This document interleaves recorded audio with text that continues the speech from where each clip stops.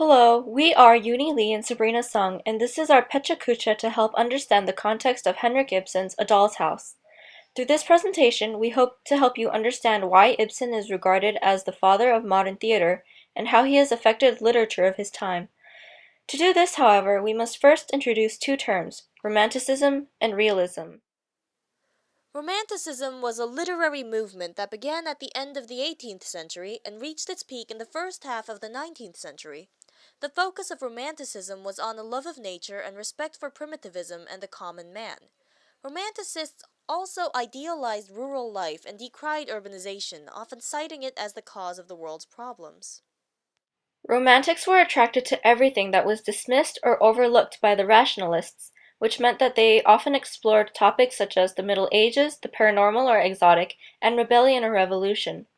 They believed that the imagination could open people's eyes to truths unseen by the confines of rationality, emphasizing intuition, individual feeling, and the wild freedom of nature rather than reason or logic. As a result, romantic theater was often extravagant and highly melodramatic, with animated and loud audiences as depicted here. It was clear who the protagonist and the antagonist were, and what the objective of each was, and often such plays ended with the triumph of good, even if the protagonist died. Good over evil, love will find a way. Humans were in charge of their own fates. Realism, on the other hand, incorporates aspects of society into the play and provides a reflection of important happenings at the time, something that Romanticism shied away from. Unlike Romanticism, which highlighted subjectivity, realism carried a message of objectivity and seeing the whole picture rather than a limited scope. Realism does not necessarily require that the plays be realistic.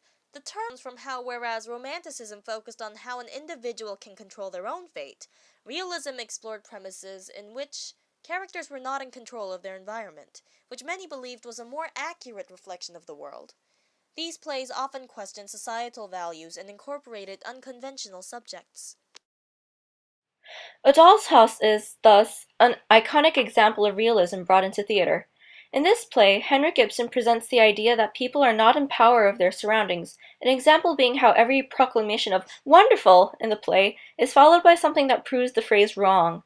In the first scene, where as soon as Nora proclaims that it's really wonderful, Mrs. Lind makes her first appearance, returning from hard times.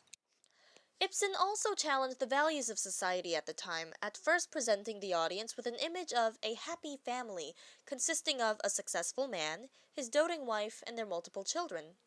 However, as the play progresses, he shows that this image is merely a facade and thus exposes the imbalanced state of family dynamics in Norway.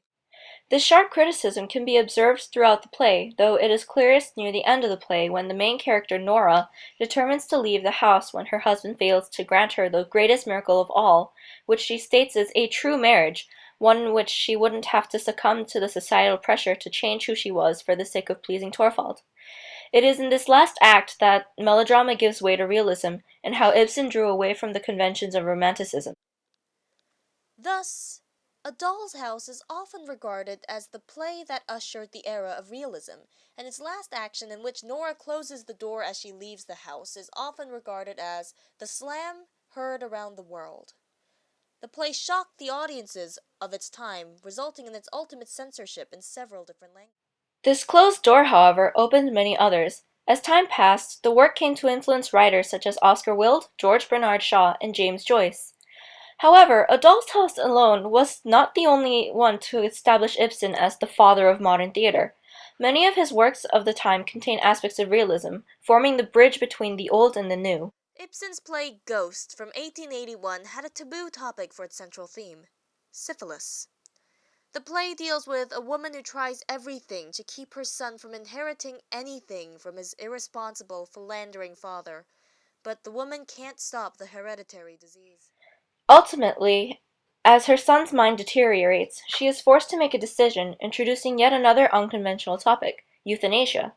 The London Daily Telegraph initially called the play "an open drain, a loathsome sore unbandaged, a dirty act done publicly, a Lazar house with all its doors and windows open." In Ibsen's play An Enemy of the People from 1882, he challenges society's idea of morals, highlighting the fact that sometimes the right course of action is buried beneath the voice of the many. In this play, the character Dr. Stockman proclaims that the majority is never right until it does right, even though it leads to him being outcasted from society. Ibsen's play Hedda Gabler from 1890 makes a main character of a powerful neurotic woman who manipulates everyone around her. Her actions are driven through aesthetic value rather than any moral means, eventually urging a man to suicide in hopes it will be a beautiful death. Ultimately, her boredom with the world around her drives Hedda to shoot herself in the head. Neuroticism and an almost incomprehensible sense of values made the character of Hedda complex and an inspiration to many future playwrights. Each of these plays were met with some form of negative reception due to the context and messages they carried, and each of these plays are now regarded as one of Ibsen's works that inspired others to continue the trend of realism and ushered in the movement completely. In light of all his contributions, though Ibsen was not the sole creator of realism in literature, his many works that pulled away from the norm and broke the conventions of Romanticism were undeniably a key factor in the movement's success.